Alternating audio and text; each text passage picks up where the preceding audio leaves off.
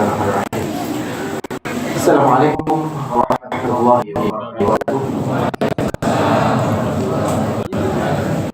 Alhamdulillahil alamin.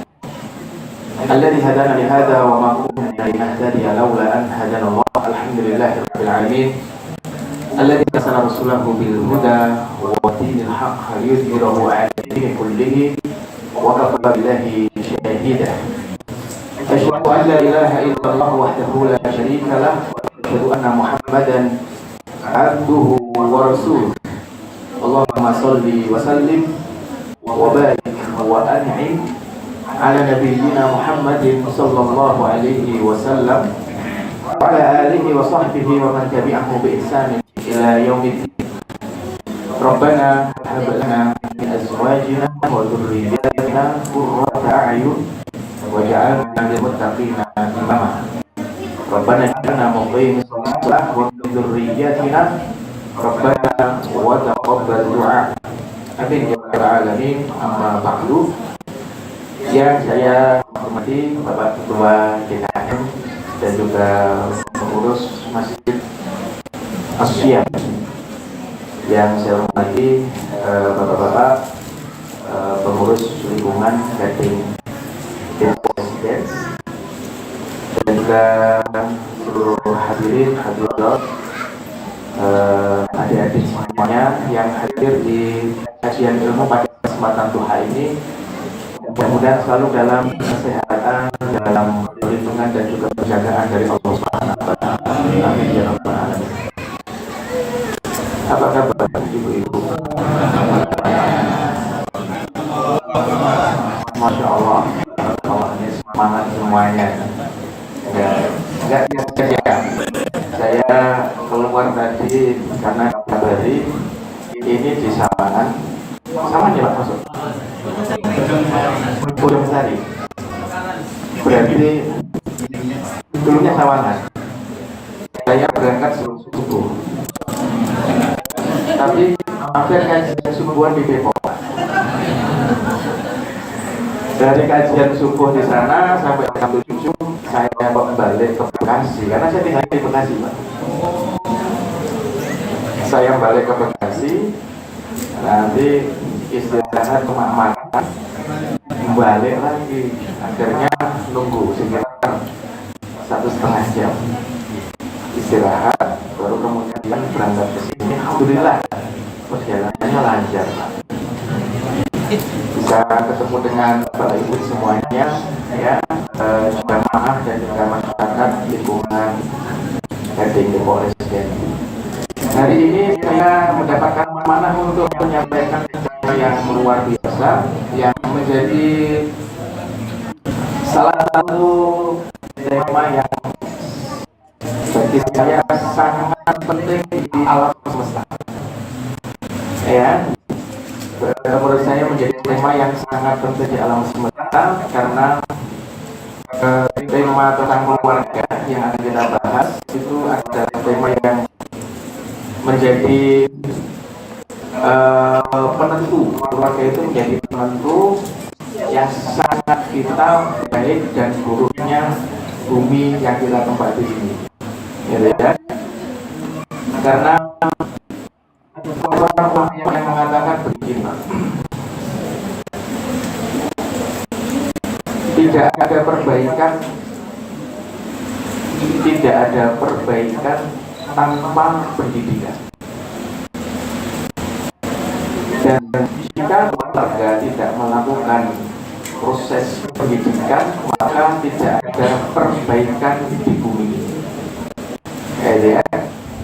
Dan ini adalah sebagaimana sering kita kaji, pembahasan tentang keluarga itu penting karena ini adalah lembaga terkecil di muka bumi, tapi paling menentukan baik dan buruknya yang akan mengelola bumi. Sehingga kita dapati nanti di dalam Al-Quranul Karim itu banyak sekali ayat-ayat yang membahas tentang keluarga. Di dalam Al-Quran bahkan ada satu surat namanya adalah nama keluarga. Ya, keluarga siapa? keluarga Ibrahim. Dalam Quran ada surat namanya nama Nabi. Tapi Nabi itu dijadikan sebagai nama surat tersebut karena di dalam surat itu ada cerita tentang pendidikan keluarga Nabi itu. Karena biasanya nama surat dalam Al-Quran itu diambilkan dari cerita, kisah, ataupun kalimat yang paling unik di Quran atau di surat itu. Ada surat namanya surat Ibrahim. Surat Ibrahim itu disebut Ibrahim karena di dalamnya ada cerita Ibrahim. Nah, cerita Ibrahim tentang apa? Ternyata bukan tentang dakwahnya, ternyata bukan tentang dialognya dengan raja-raja yang tidak berman itu, tapi ternyata tentang doa-doa yang beliau langitkan untuk kesolehan keturunannya. Dan itu bagi saya secara pribadi sudah sebuah indikasi, sudah sebuah tanda kalau pendidikan keluarga itu penting. Apalagi zaman hari ini, kita sadari atau tidak, kalau Bapak Ibu buka berita-berita di internet kan, maka kita dapati masalah harmonisasi suami istri aja itu betapa makin bertambah angka perceraian dari tahun ke tahun, ya. Dan oke lah, dulu perceraian zaman Nabi, kalau perceraian juga ada. Tapi kalau kita amati proses perceraian di zaman Nabi itu, ya cerai-cerai, pisah-pisah, tapi untuk masalah anak tidak terbengkalai, kan gitu ya. Dan ini masih meningkat, belum lagi ditambah permasalahan perkembangan generasi yang itu sebenarnya wajah dan cerminan pendidikan kita hari ini, ya. Dan sebelum ke pendidikan formal, maka pendidikan rumah. Jadi berita-berita tentang tentang pelajar, tentang mahasiswa dan seterusnya itu semuanya adalah potret tentang proses pendidikan yang ada di rumah sebelum pendidikan yang ada di sekolah. Ya, belum lagi hari ini, mungkin sekitar 3 tahun lagi lah muncul istilah Gen Z. Walaupun saya sendiri tidak suka dengan penyebutan itu, ya, karena sebenarnya itu sesuatu yang tidak ada, kemudian diadakan, lalu masyarakat didorong untuk mempercayai keadaannya sampai pada akhirnya yakin kalau Gen Z itu ada. Tujuannya cuma satu, supaya kebengkokan mereka, ya, dan terkadang kekurang adaban yang mereka miliki itu dimaklumi. Ya, saya sendiri tidak itu sebenarnya adalah skenario settingan, tapi nyatanya memang berada saat Gen Z karakternya begini, karena pada awalnya tidak ada dibuat lalu dibuktikan secara empiris, ada nih, tapi hanya beberapa kasus kemudian diangkat karena sudah layak menjadi data empiris, baru kemudian digeneralisir bahwa kayak gini ini nih Gen Z, ya, mentalnya, ya, emosinya, karakternya, sampai anak-anak kita yang belajar Quran dari TK, SD, belajar iman dari TK, SD, gitu ya, itu kemudian di framing bahwa mereka pun juga harus menjadi generasi Gen Z yang, ya, sebagaimana catatan beberapa orang-orang tentang Gen Z yang disebut sebagai positifnya ada, tapi mereka adalah seperti generasi anggur bahasanya, ya, atau stroberi, lebih tipis lagi. Nah itu ya, generasi stroberi yang yang indah tapi rapuh namanya. Jadi ya, gampang penyok kalau bahasa saya. Ini sekalian yang dengan Allah Subhanahu wa Ta'ala, ya sebenarnya nggak lain, ini adalah cerminan dari aktivitas pendidikan seperti apa yang kita lakukan di rumah. Nah, makanya Masya Allah, tabarakallah, sangat senang sekali pada kesempatan duha ini bisa ngaji bareng tentang keluarga, gitu ya, dan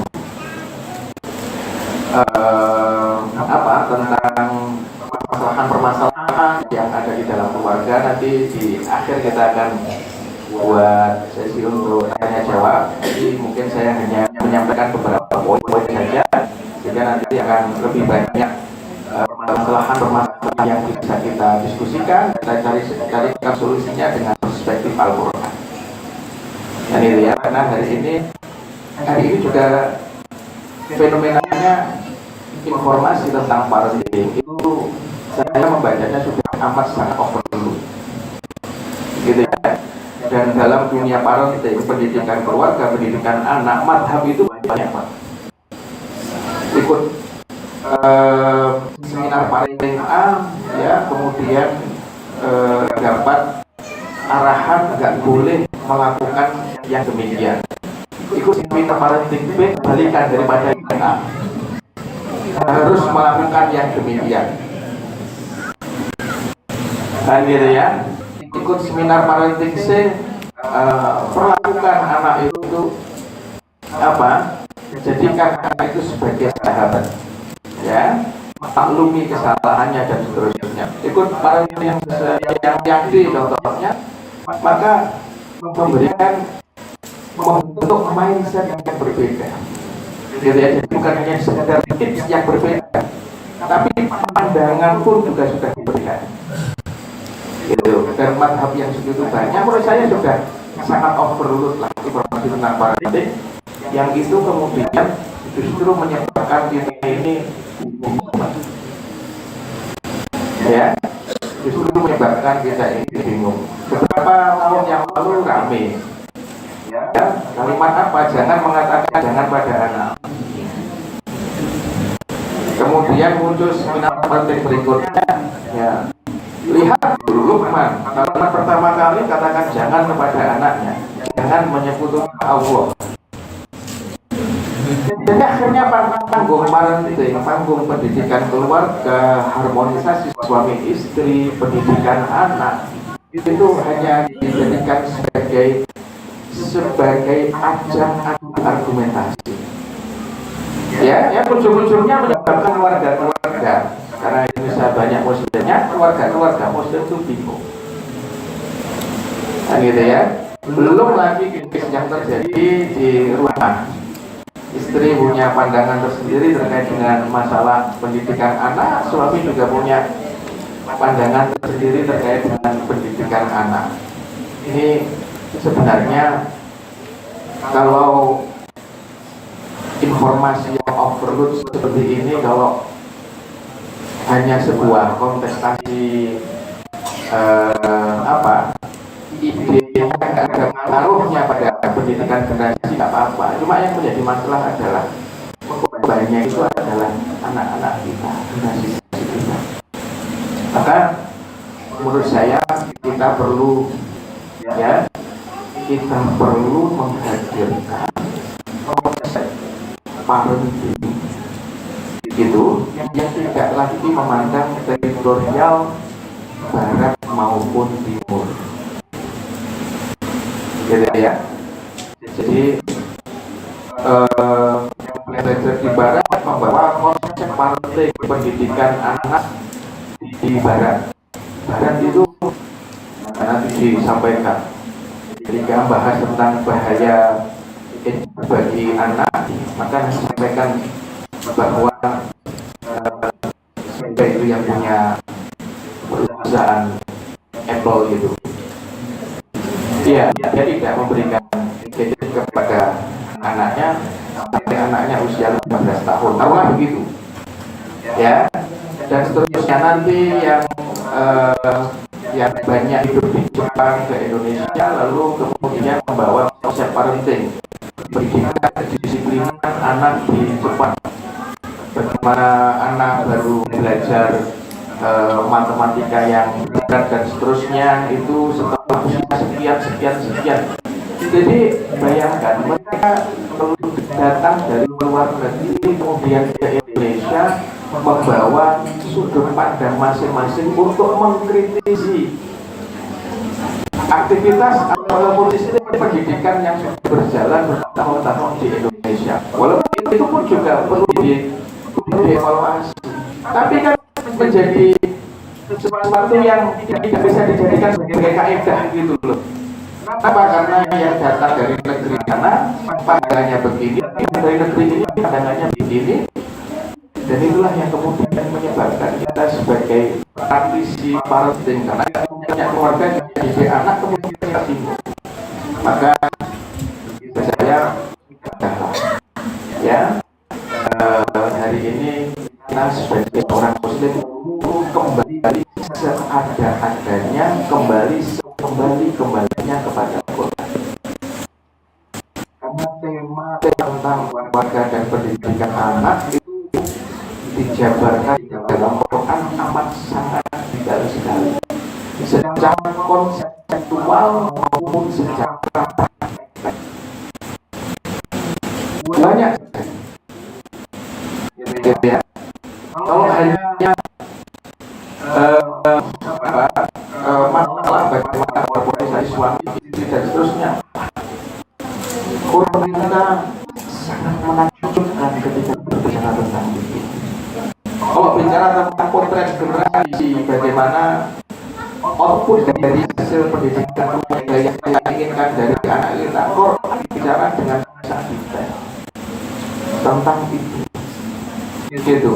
Maka kita perlu kembali kepada Quran, karena Quran kita itu punya karakteristik. Apa karakteristiknya? Karakteristiknya adalah Quran kita itu memiliki relevansi ya, di tempat di bumi yang berbeda-beda dan di zaman yang berbeda-beda. Gitu. Dan Quran akan tetap relevan, Pak. Diaplikasikan di Eropa, diaplikasikan di Amerika, diaplikasikan di Asia. Quran kita itu relevan. Itu. Apalagi Allah sendiri yang mengatakan Quran itu adalah panduan. Ya. Maka mestinya dalam hal sekecil apapun dalam kehidupan kita, apalagi tema keluarga yang itu penting dan besar, maka yang kita tanya adalah Quran. Apalagi Quran kita itu ini, Masya Allah, kalau ibu, bapak-bapak lihat kebanyakan cover-cover Quran itu depannya Al-Quranul Karim. Karim itu artinya bukan mulia. Karim itu artinya adalah dermawan. Dermawan itu artinya suka ngasih, tidak bakhil. Itu Quran kita. Ini adalah Quran yang dermawan, Quran yang tidak bakhil. Kasih apapun yang kita minta, jawab apapun yang kita tanya. Cuma yang menjadi PR bukan masalah Qurannya yang gak lengkap, tapi kisahnya yang gak mau nanya. Coba kalau ada apa-apa tanya sama Quran, ada apa-apa tanya sama Quran, gitu ya. Nanti Quran akan bukan panduan-panduan ya, untuk permasalahan yang kita tanya. Gitu. Apalagi Bapak Ibu kalau buka surat Ar-Rahman, Allah Subhanahu wa taala berfirman, "A'udzubillahi minasyaitonir rajim. Bismillahirrahmanirrahim. Ar-Rahman 'allamal Qur'an, khalaqal insan." Ar-Rahman, Allah yang Maha Rahman. 'Allamal Qur'an, Dia mengajari Al-Qur'an. Khalaqal insan, dan Dia menciptakan manusia. Saya pengen nanya, Quran diturunkan pada siapa? Pada manusia. mestinya itu kalau dalam kerangka berpikir kita, mestinya Ar-Rahman khalaqal insan dalam Al-Quran. Ar-Rahman menciptakan manusia, ngajari manusia Quran. Tapi ini enggak. Ar-Rahman yang mengajari Quran. Siapa yang diajari? Manusia. Tapi manusia baru diciptakan di ayat yang ketiga. Dan dia yang menciptakan manusia. Artinya apa? Artinya adalah bahwa panduan ini sudah sangat lengkap bahkan sebelum manusia diciptakan. Seolah-olah ketika Allah itu menetapkan takdir seluruh manusia di Lauhul Mahfuz, maka semua takdir umat manusia secara umum maupun secara personal individu itu masalah-masalahnya nggak keluar dari masalah-masalah yang diangkat di dalam Quran. Kenapa? Karena yang buat panduan Allah, yang menetapkan takdir Allah, dan masalah yang tidak terjadi kecuali atas izin Allah. Jadi masalah umat manusia mulai zaman Nabi Adam sampai manusia terakhir itu sudah ada listnya. 1, 2, 3, 4, 5, 6, 7, 8, 9, 10 semua sudah ada listnya. Dan ketika Allah itu menfirmankan Quran sebelum menciptakan manusia, semua masalah itu sudah diakomodir. Gitu.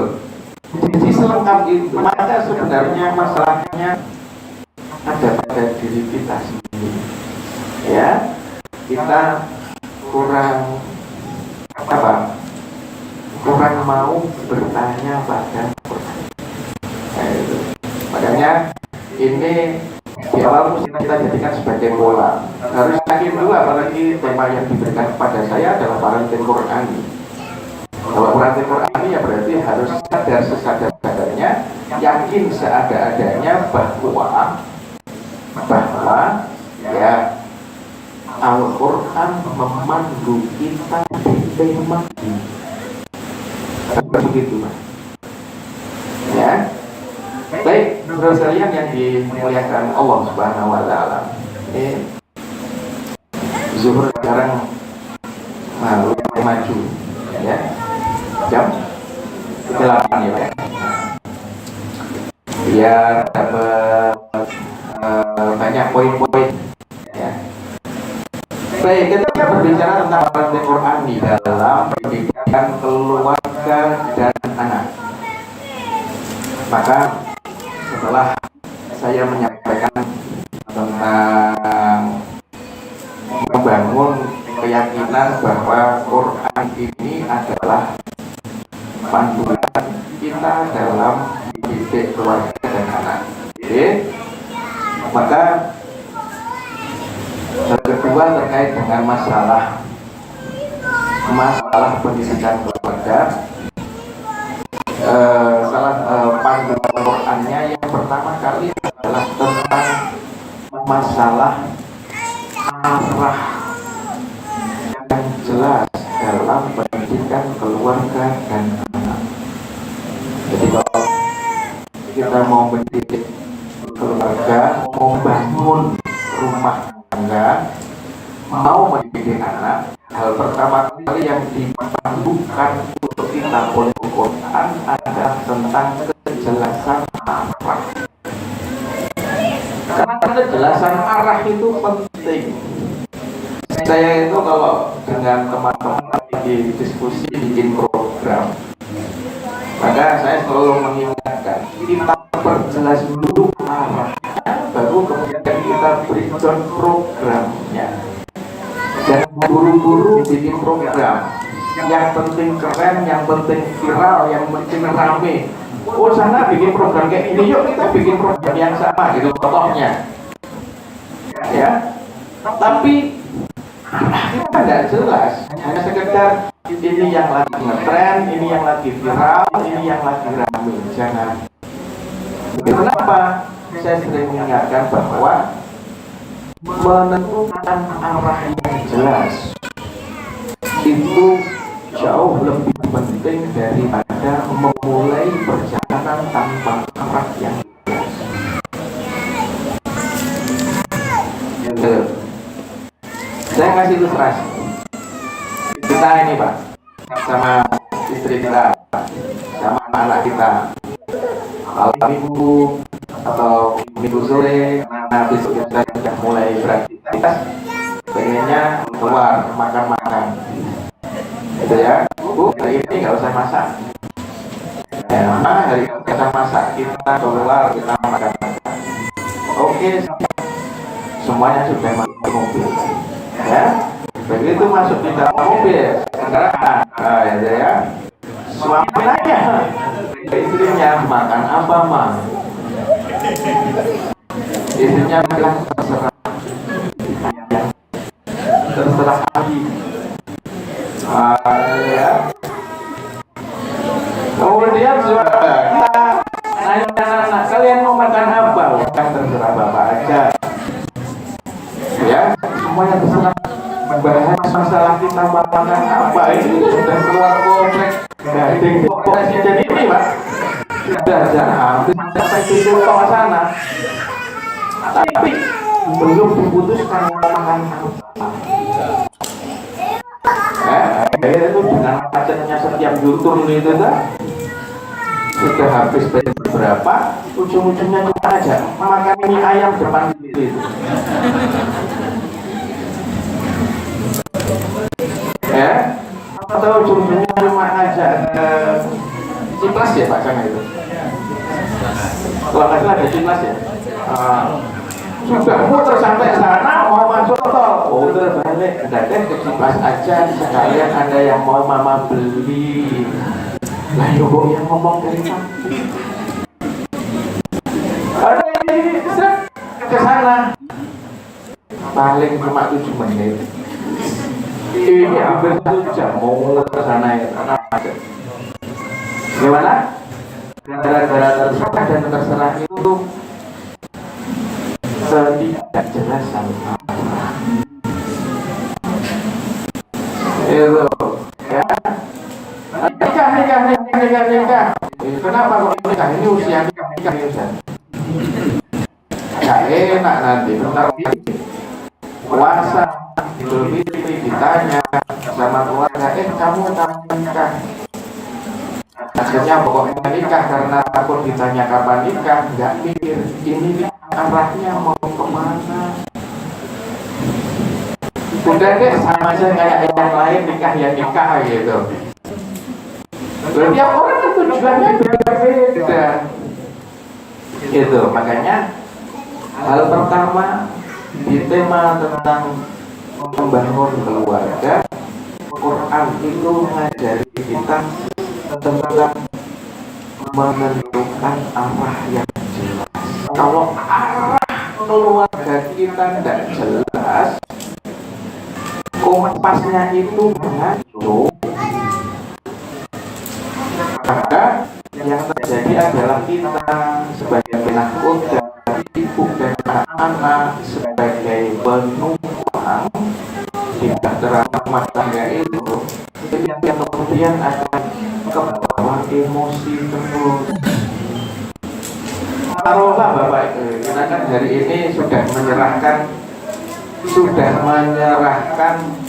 urusan mikir jalan. Kalau kita mau melakukan safar kepada map atau Wazel, dan kita serahkan ke situ. Kemudian begitu menentukan jalan, taruhlah di tengah jalan, ya tiba-tiba ngasih pilihan arah yang lain.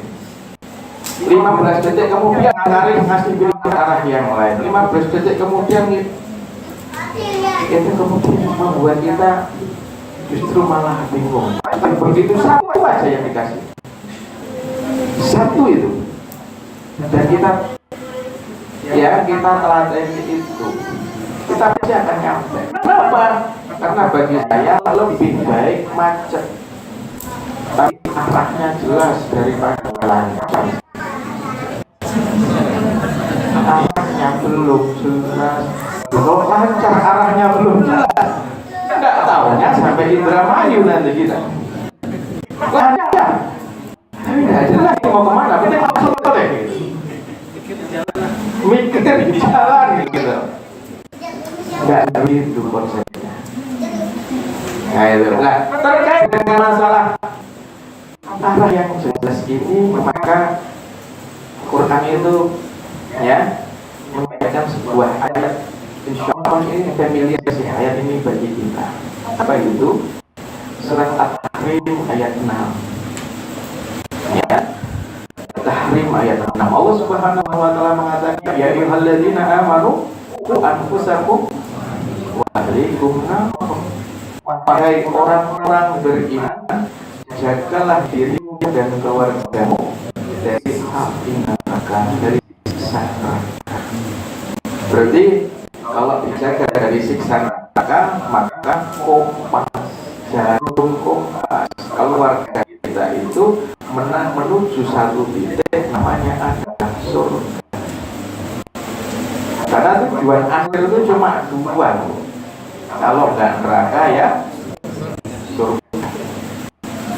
Bayangkan kita itu diminta oleh Quran untuk berpikir sejauh itu. Bukan hanya sekedar berpikir nanti selepas kuliah di usia ya rata-rata 22 atau 23 tahun selesai S1.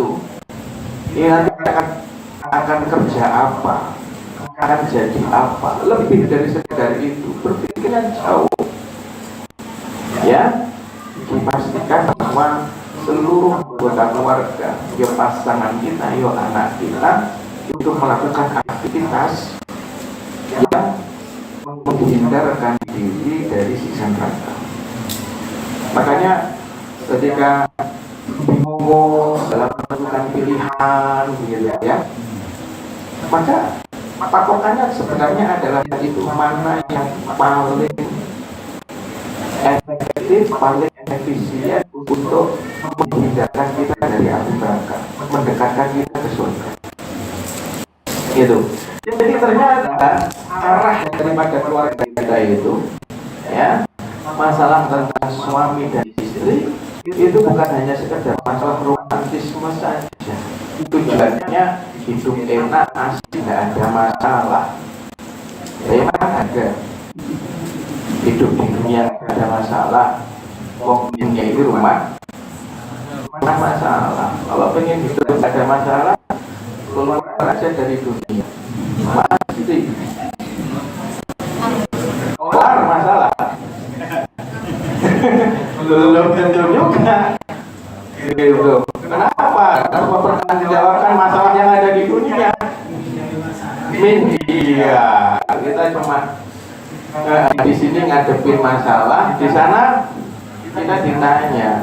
Gitu. Sikap kamu terhadap masalah itu bagaimana? Benar atau tidak? Jadi ya kita sudah ada di dunia, harus sikap dengan semua permasalahannya, gitu. Maka begitu kita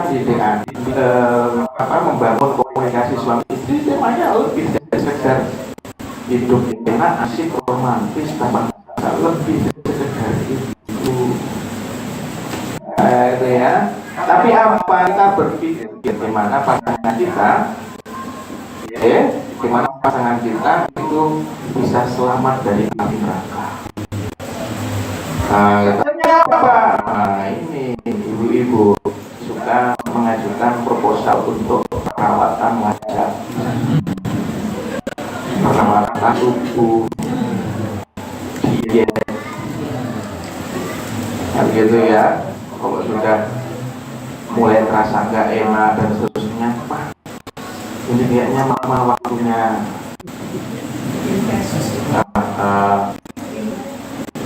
ini ya nanti winter menilai itu. Nah gitu ya, ini juga kan untuk apa, biar kalau kekondangan itu ya pantes. Nah gitu ya, nggak apa-apa, begini nggak apa-apa. Nggak apa-apa, tapi tolong urusan ruhiyah, urusan spiritual, urusan agama juga nggak kalah diperhatikan. Nanti kalau kita cuma ngurusi urusan fisik, urusan agama dan urusan akhirat kita cemong-cemong, maka sebenarnya kita ini cuma menambah kualitas bahan bakar api neraka. Biar bahan bakar api neraka itu kan glowing gitu lah. Jadi berkualitas bahan bakarnya. Gitu ya. Bapak-bapak juga sama.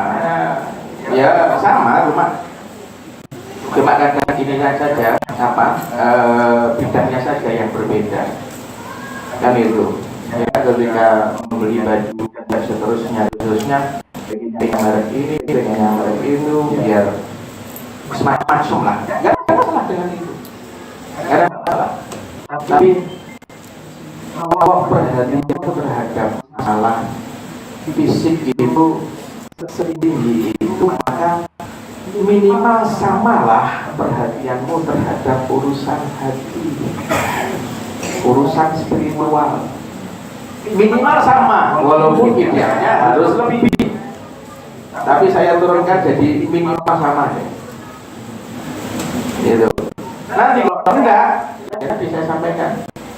Kita ini cuma menambah kualitas diri kita untuk bahan bakar api neraka. Keren, tapi ujungnya dibakar neraka. Waktu Tuhan subhanahu hijab, bahan bakarnya dari manusia dan batu.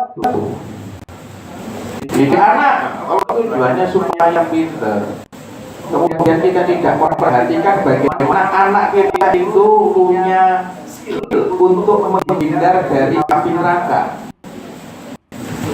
punya keterampilan supaya terhindar dari api neraka, ya, punya kefokusan supaya hidupnya selamat dari api neraka. Kita tidak mengajarkan ilmunya, tapi pinternya itu sampai sundul langit, Pak. Sundul sampai menutup langit, pokoknya pinter. Maka tadi yang saya sampaikan ke awal, kita itu cuma menambahin kualitas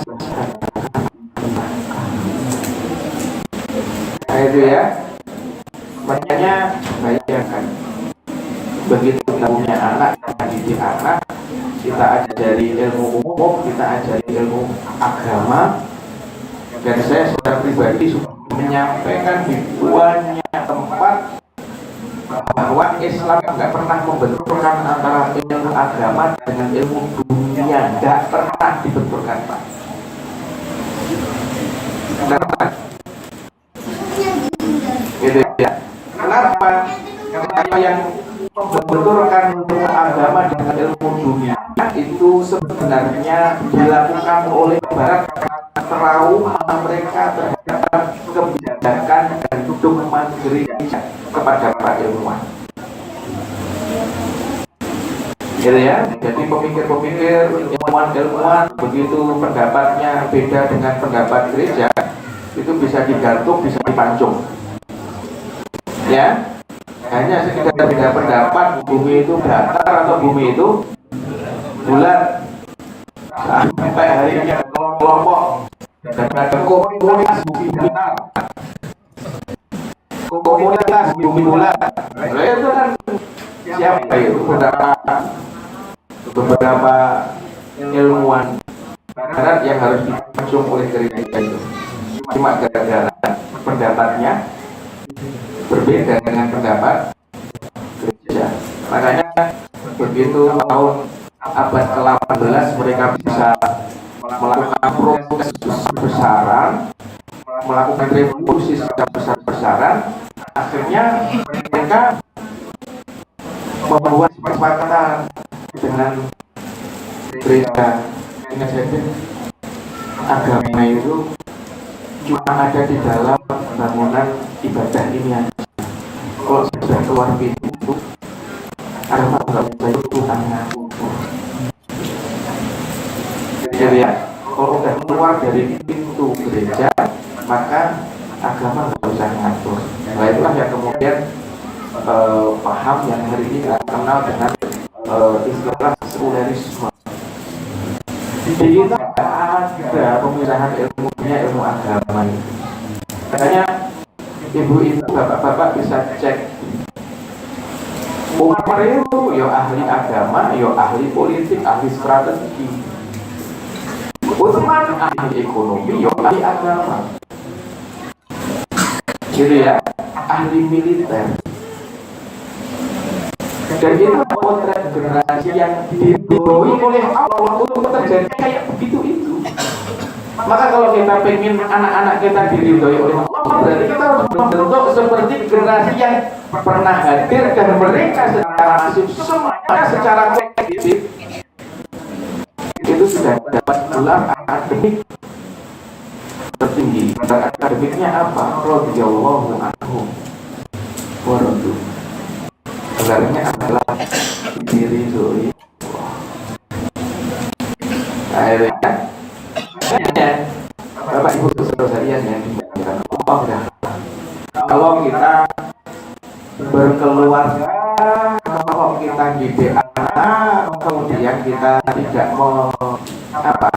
kita tidak menanamkan nilai-nilai agama ya dalam pendidikan anak kita, maka sudahlah itu hanya hanya sebuah pemborosan yang sebenarnya ujung-ujungnya hanyalah kita cuma membentuk bahan bakar yang berkualitas untuk api neraka.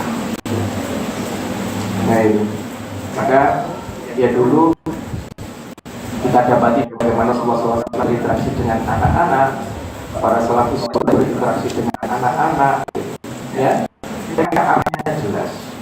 Kamu tak didik, tujuan belajar matematika, tujuan belajar ilmu dunia, belajar IPA dan semua ilmu-ilmu sains ataupun eksakta itu semua tujuannya adalah supaya dengan ilmu yang dipelajari itu mereka bisa lebih menyelamatkan diri dari mereka. Ya. Oke. Itu yang pertama, Pak, arah yang jelas. Jadi rumah tangga kita arahnya jarum kompasnya harus mengarah ke surga. Ya, itu ya. Dan itu kalau kita bicara tentang tentang arah. Yang kedua, namanya rumah tangga. Itu ya, rumah tangga itu kurang lebih kita ilustrasikan. Kalau kita mau bangun rumah kan tadi kita harus bicara tentang ini arahnya kemana. Ya, karena arahnya kemana itu menentukan. Jalannya ada di sini, berarti rumah kita arahnya ke sini. Mau arah utara, selatan, barat atau timur, tapi kemudian kita punya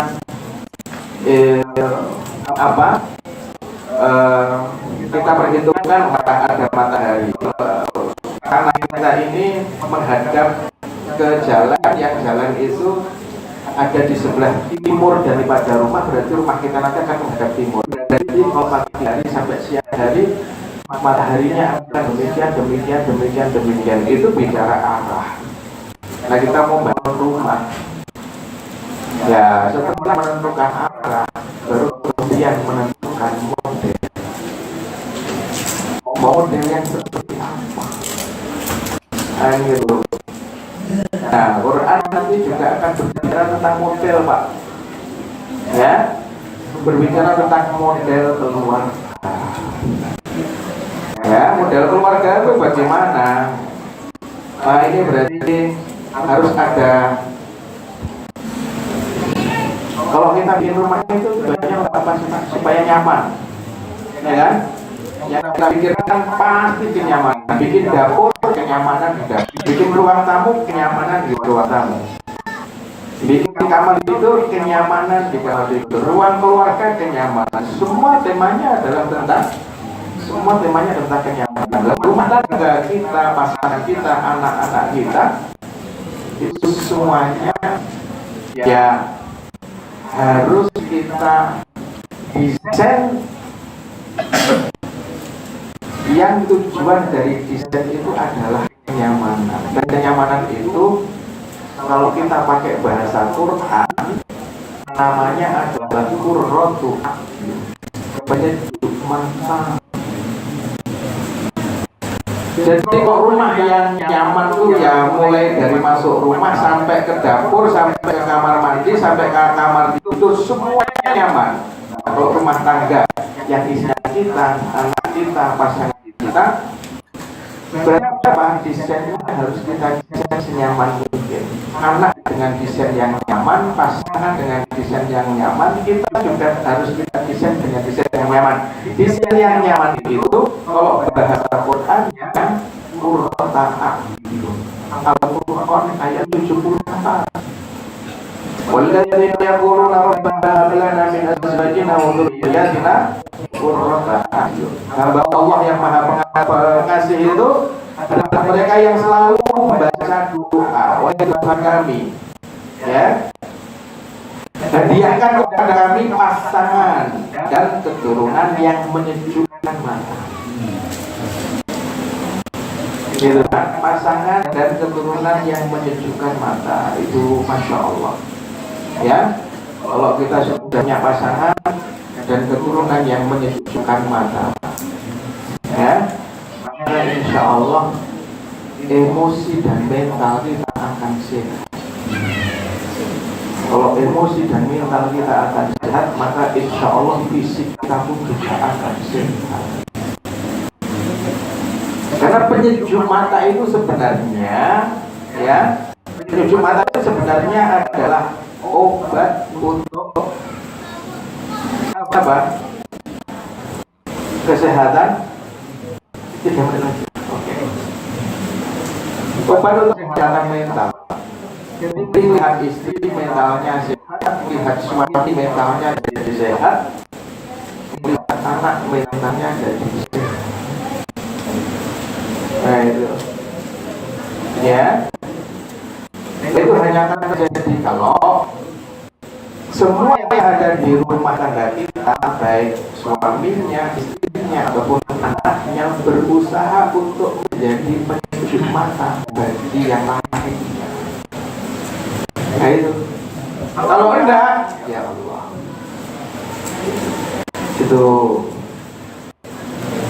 itu rumah tangga bisa berjalan, gitu ya. Tapi masalah kenyamanan, apalagi kesehatan mental yang nanti berujung pada kesehatan fisik, ya, itu nggak ada jaminannya.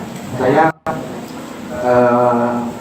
punya pertemuan dengan salah seorang teman yang beliau punya konsentrasi di dalam masalah kesehatan, punya kuliah di Fakultas Kedokteran. Kemudian beliau menyampaikan bahwa beliau itu punya teman yang kalau ada orang yang sakit, ada pasien dan dia sudah punya pasangan, Pak, wanita sudah punya suami, kemudian wanita ini sakit, ya, maka kata beliau itu yang disembuhkan bukan hanya si wanita ini, tapi juga suaminya. Nah ya, kenapa? Karena sakitnya ini, ya, salah satu faktornya sangat berhubungan erat dengan masalah emosinya. Dan yang paling dekat karena interaksi setiap hari, ya, dengannya adalah suaminya yang ada di rumah, maka yang harus juga didiagnosa itu adalah suaminya. Kan itu, Pak. Ya, dan juga sebaliknya, gitu. Dan juga sebaliknya, bagi beliau kalau sering menyampaikan, kalau semua semua penyakit yang berhubungan dengan masalah kerja ginjal dan turunannya sampai asam urat itu Pak, masalah fungsi ginjal dan turunannya itu sebenarnya akarnya adalah adanya apa? Adanya rasa kehormatan yang terbias dan berzolim. Gitu. Itu salah satu obatnya Pak. Itu kalau pasangannya suka memuji-muji, wah bapak keren, bapak hebat, itu jangan tertindas. Wanita juga sama. Ya, begitu sering dipuji, sering dihormati, sering diapresiasi, ya, maka ya kurang lebih otaknya akan memproduksi hormon, ya, hormon kebahagiaan dan seterusnya itu sampai pada akhirnya apa? Sampai pada akhirnya emosinya akan stabil dan dampaknya fisik akan sehat. Nah, itu kata beliau begitu, dan beliau mengatakan kalau masalah yang berhubungan penyakit yang berhubungan dengan fungsi ginjal dan turunannya itu sebenarnya masalah merasa tertindas dan itu dipendam. Walaupun mulutnya bilang aku gak apa-apa, aku gak apa-apa,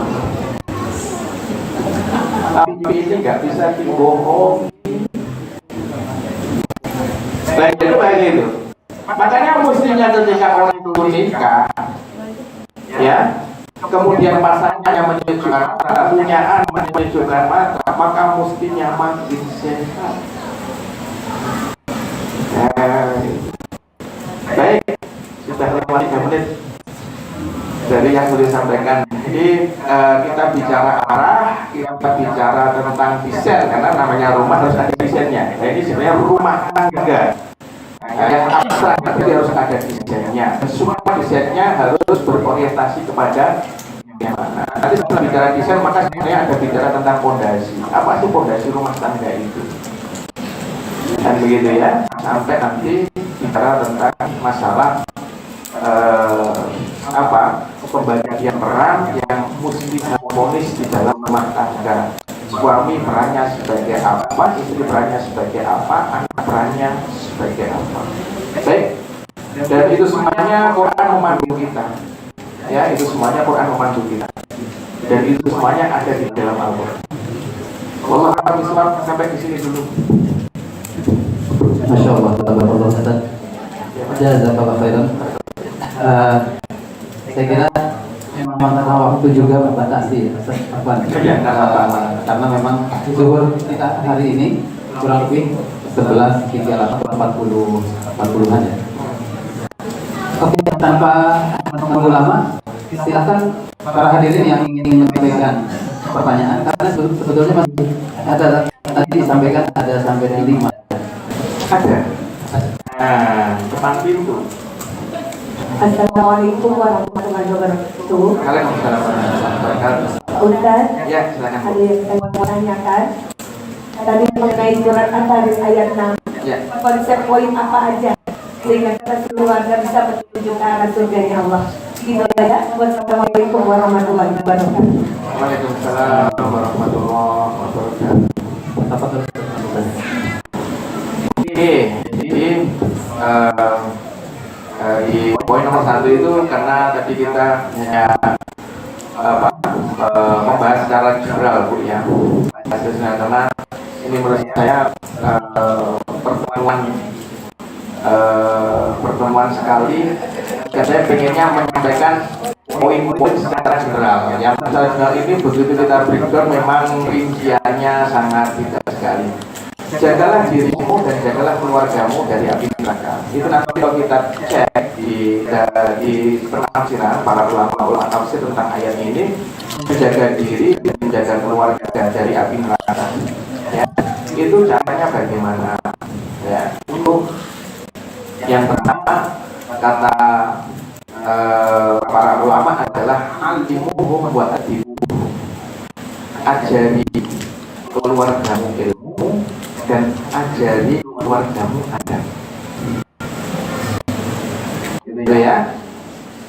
Ajari keluargamu ilmu, ajari keluargamu adab. Itu tafsir dari anfusakum bahlikum nar. Kalau kita ngajari keluarga kita ilmu, kita ngajari keluarga kita adab, maka berarti kita sebagai suami, sebagai ayah harus sering-sering mengupdate OS kesolehan kita, operating system dari kesolehan kita. Jangan kalah sama iPhone Android atau iPhone yang setiap saat minta untuk update. Kita sebagai laki-laki, sebagai seorang suami, sebagai seorang ayah memang rajin-rajin mengupdate OS kesolehan. Kenapa? Karena jaga dirimu dulu, kemudian yang kedua baru keluarga. Nah, gitu ya. Jadi berarti semuanya harus belajar. Ketika suami diperintahkan oleh Allah, ajari istrimu ilmu, ajari istrimu adab. Berarti apa? Berarti ini perintah yang juga kamu belajar, kemudian kamu ajarkan kepada istrimu, kamu ajarkan kepada anak. Ya, satu. Nanti ada juga yang mengatakan begini, muruhum bi ta'atillah wa nahawhum an maksiati. Suruh istri dan anakmu untuk taat kepada Allah, laranglah mereka dari bermaksiat kepadanya. Dan nyuruh untuk taat kepada Allah itu diberi dan turunannya banyak. Pertama harus ngerti apa saja yang Allah perintahkan, apa saja yang Allah larang. Harus tahu itu. Yang kedua, kalau cuma sekedar nyuruh, maka gampang. Ya, yang tidak gampang itu bagaimana ketika kita memerintahkan satu kebaikan kepada pasangan kita dan kepada anak kita, itu menggerakkan mereka untuk melakukan kebaikan itu. Karena juga nggak jarang suami bilang, ya kamu itu mestinya begini. Istri batin udah tahu. Nah gitu ya. Jadi gimana? Berarti kalau yang di situ sebenarnya suruh itu adalah kamu suruh sampai dia mau mengerjakan kebaikan dan ketaatan itu, kamu larang sampai dia mau meninggalkan. Jadi bukan hanya sekedar merintah sama nyuruh, sampai artinya apa? Wah ini lebih rumit lagi, berarti harus punya ilmu bagaimana cara nyuruh dan cara melarang. Gitu itu, ya. Berarti apa? Berarti secara komunikasi antara suami dan istri, orang tua dan anak harus nyambung. Karena sebenarnya Bapak Ibu yang dimuliakan Allah, masalah di kita itu bukan masalah nggak ngerti ini baik, nggak ngerti ini buruk, kemudian nggak menasihatkan itu kepada anak. Masalahnya adalah masalah buruk komunikasi. Karena masalah komunikasinya itu buruk, maka kalau saya membuat ilustrasi, kabelnya itu, tembaganya itu Pak, itu nggak sempurna. Akhirnya apa? Dalam mengalirkan arus, di sini voltasenya sekian, nyampe ke sini berkurangnya banyak. Akhirnya kadang nyala, kadang enggak, kadang nyala, kadang enggak. Nyala kemudian mati, nyala lagi. Gitu. Kenapa? Karena pembacanya. Oke, saya ketika ada ibu-ibu mengatakan ini, masya Allah, beliau ibu-ibu yang semangat dalam belajar, semangat dalam berilmu, kemudian memiliki orang tua yang masih perlu untuk nasihati karena masih melakukan itu. Beliau mengatakan, saya gimana cara saya menasihati bapak saya? Karena orang tua saya masih melakukan itu dan seterusnya. Saya berbalik bertanya, Bu, komunikasi ibu sama orang tua hangat atau tidak? Kalau komunikasi ibu sama orang tua hangat, ibu nyampe setegas apapun akan asyik. Tapi kalau komunikasi dengan orang tua ibu masalah nggak asyik, maka ibu sehati-hati apapun menasehati orang tua akan tersinggung. Itu jadi suruhlah keluarga jagalah dirimu dan keluarga dari api neraka itu temanya kalau Nabi Ibrahim sampai pada apa? Sampai pada masalah membangun komunikasi yang dengan pasangan, dengan anak. Itu. Nah, cara membangun komunikasi yang baik gimana? Salah satu caranya adalah dengan banyak bonding, sentuhan fisik. Makin sering sentuhan fisik, Pak, makin bagus tuh komunikasi. Makin jarang sentuhan fisik, makin buruk tuh tembaga kabel listriknya itu komunikasi. Bonding dengan pasangan, bonding dengan anak, bonding sentuhan.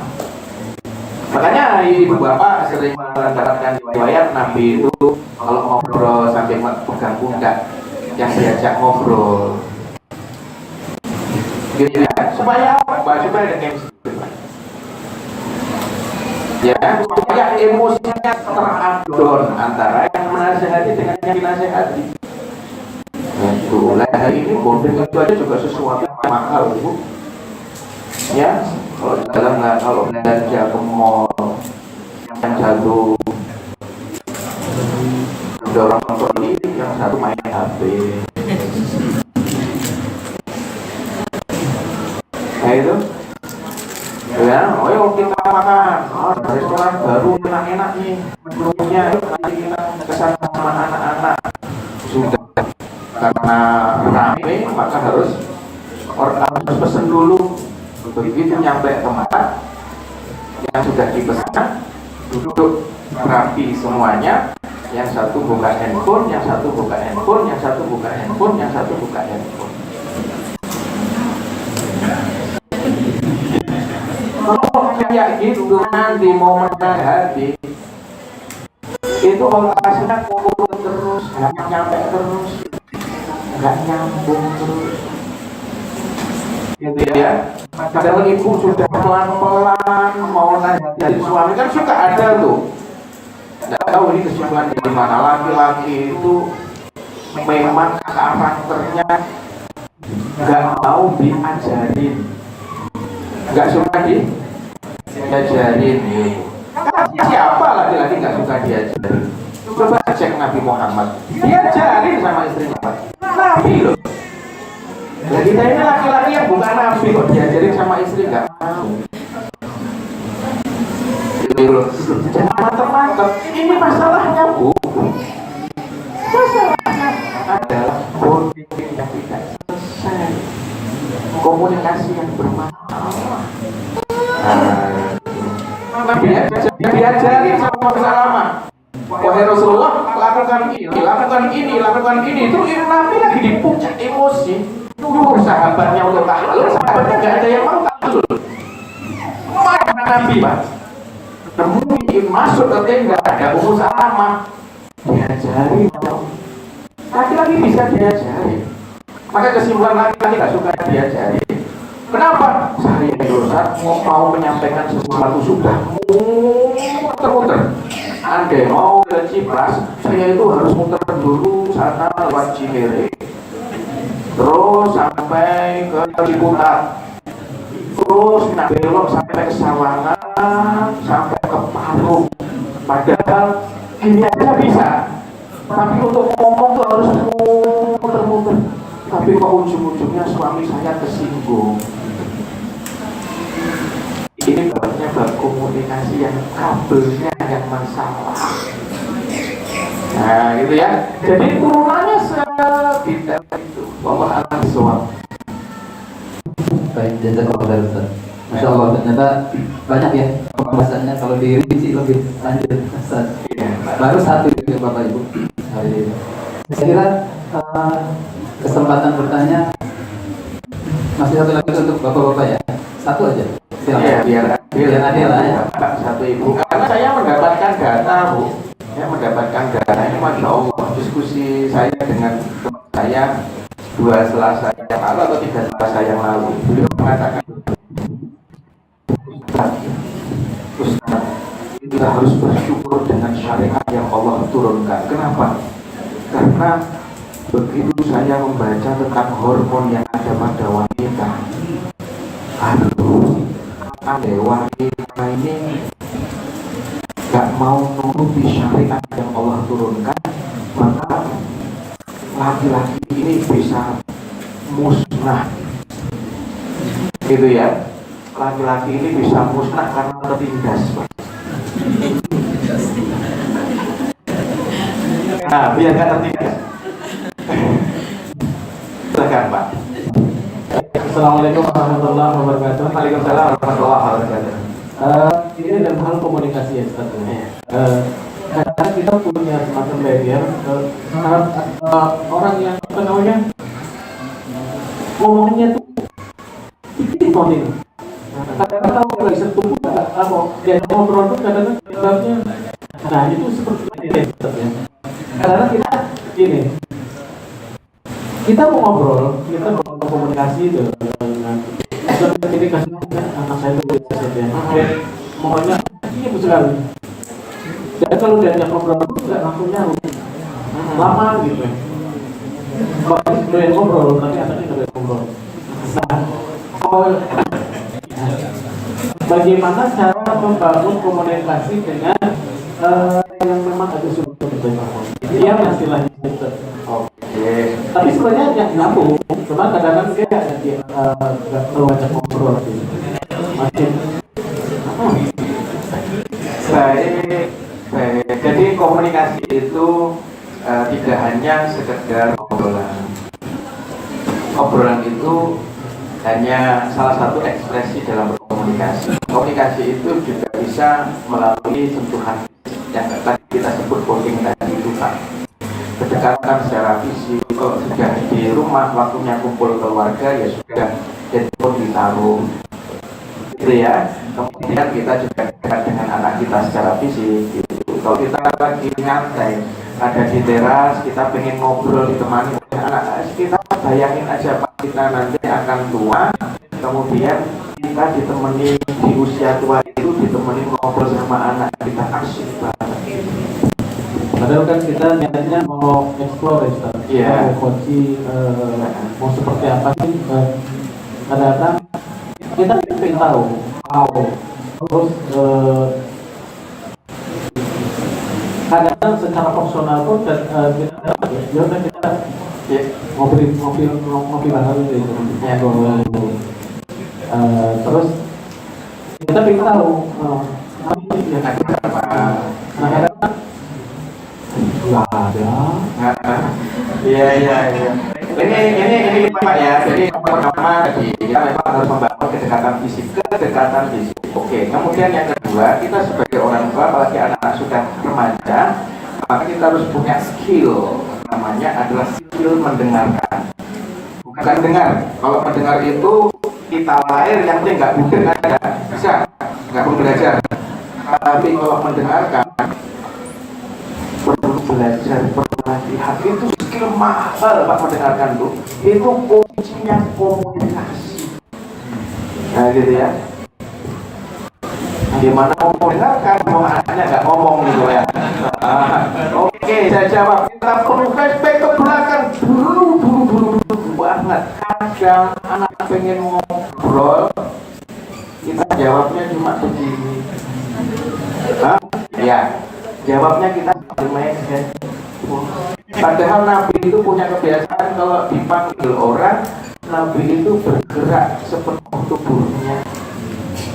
Lah kita kebiasaan gini, begitu usia 40 tahun lebih begini, sini sakit. Gitu Pak. Jadi kita harus flashback. Itu. Kenapa?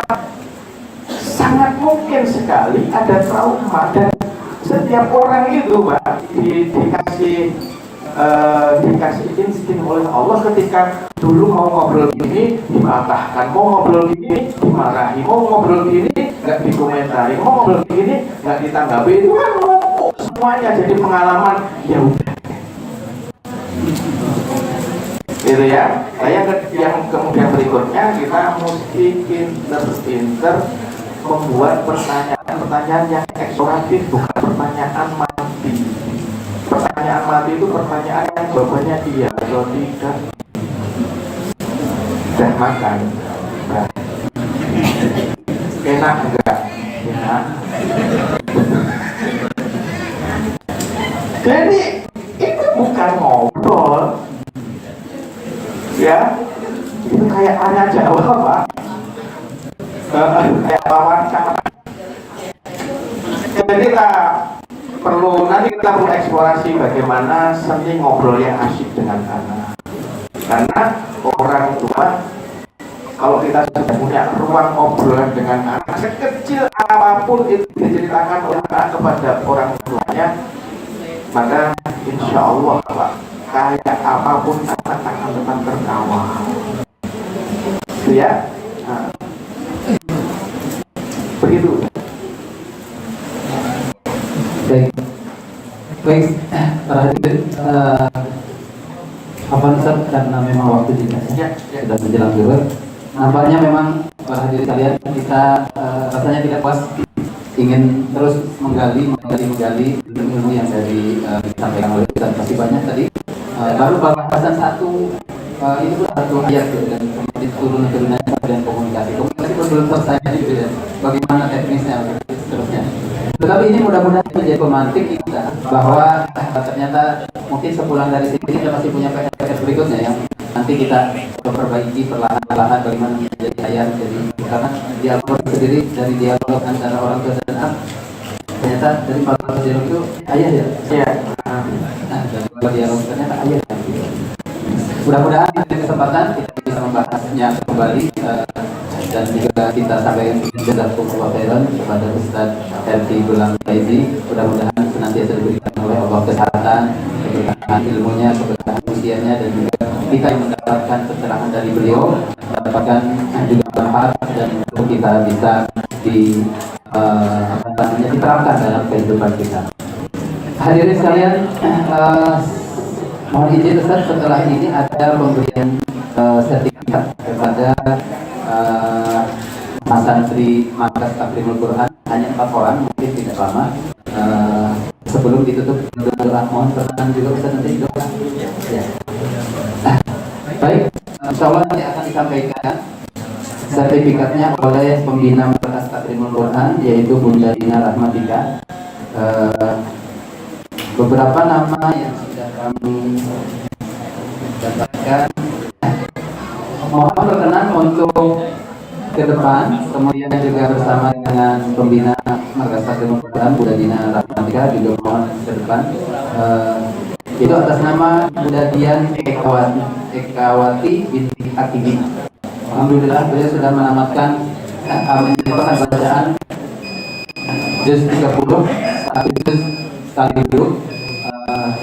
Kemudian Bunda Hanifah binti Sain juz 30 juga satu kali duduk.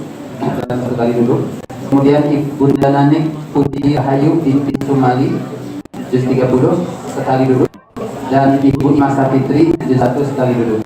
Dan Masya Allah Bapak Ibu yang dirahmati Allah Subhanahu wa Ta'ala, ini walaupun sudah ibu-ibu tentu banyak kesibukannya mengurus keluarga, mengurus anak, istri dan seterusnya, tetapi masih mendapatkan waktu untuk menghafal Al-Quran dan menamatkan satu kali duduk sekolah fil ghaib ya kepada Bunda Dina Rahmatika.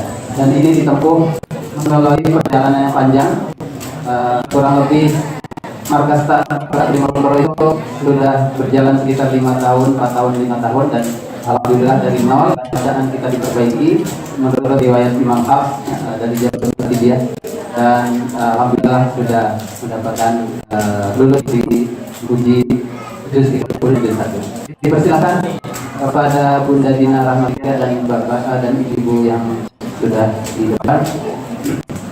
Dan perlu saya sampaikan juga, ini harus diniam juga bahwa Bunda Dina Rahmatika yang terkasih saya. Jadi alhamdulillah sudah mendapatkan pewarisan qiraatul Hafs dari Asyim dan Syu'bah di dua riwayat, alhamdulillah sudah mendapatkan. Dan juga selama berguru kepada Syekh Abdul Hadi Al-Yamani, kemudian Syekh Farabi bin Asmar, kemudian Ustaz Santi Abu Huzaifah, kemudian Ustaz Abu Ezra Al-Hadi dan beberapa asatidz yang lain. Kemudian juga sebagai majaz beberapa mutun sanad keilmuan seperti Tufatul Atfal dan Jazari.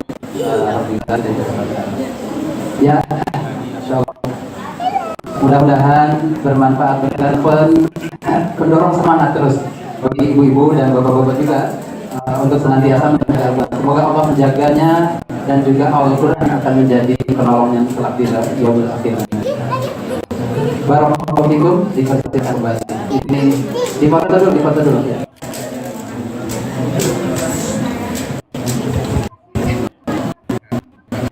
Di penyanyi yang lain.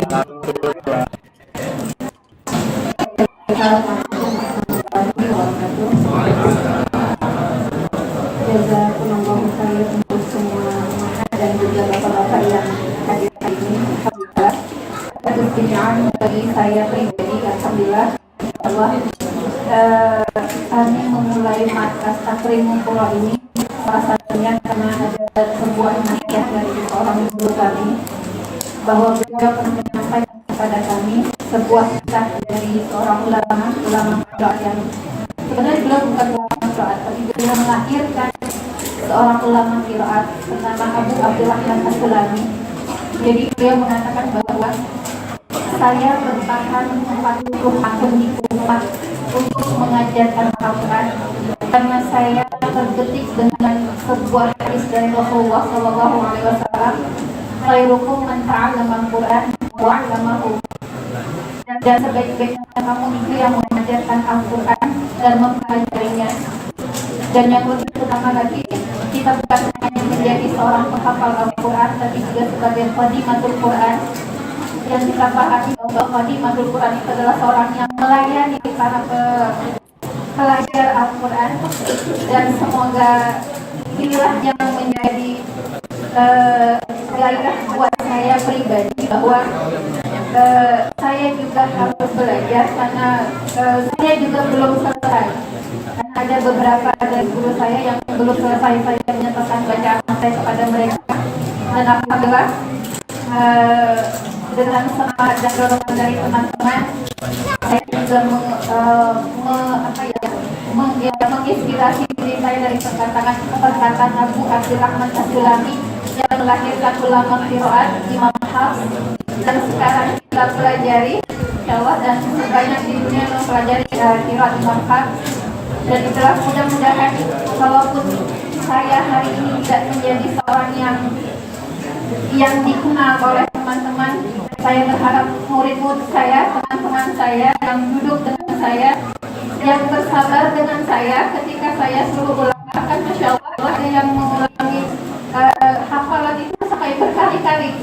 Saya paham kesulitan teman-teman sebagai seorang ibu rumah tangga yang harus melayani keluarga, yang harus melayani suami, tapi juga harus memenuhi tuntutan saya mungkin ya. Besok diulang lagi, dan kita belajar dari mulai alif sampai saya izinkan silakan teman-teman untuk menyelesaikan hafalan dengan saya. Saya tahu itu perjuangannya Masya Allah sekali. Nah saya pun merasakan itu. Jadi yakin bahwa apa yang kita lakukan hari ini tidak akan ada yang sia-sia. Allah akan memberikan balasan yang besar sekali untuk kita. Barakallahu fiik. Yang bisa saya sampaikan. Assalamualaikum warahmatullahi wabarakatuh. Ibu yang bermasalah, manfaat luar biasa, Allah ibu-ibu. Ini akan sebelahnya punya program pakai riwayat gitu kan. Mari sama sama-sama cara baik yang kita lakukan sejak berarti duha ini kita tutup dengan memohon kebaikan kepada Allah Subhanahu wa taala, kebaikan untuk diri kita, kebaikan untuk pasangan kita, kebaikan untuk anak-anak kita, kebaikan untuk keluarga kita, kedua orang tua kita, dan juga untuk saudara-saudara kita. Allahumma shalli ala sayyidina Muhammad wa ala sayyidina Muhammad sallallahu radhiyallahu wa ta'ala an sahabati Rasulillah walhamdulillahil alamin. Hamdan syakirin hamdan na'imin hamdan yuwafi ni'amahu wa yukafi'u mazidah. Ya Rabbana lakal hamdu kama yanbaghi li jalali wajhika karim wa 'azimi sultanik. Allahumma ati nufusana taqwaha wa zakkiha anta khairu man zakkaha anta waliyuha wa maulaha. Rabbana ighfir lana wa liwalidayna warhamhuma kama rabbayana shighara.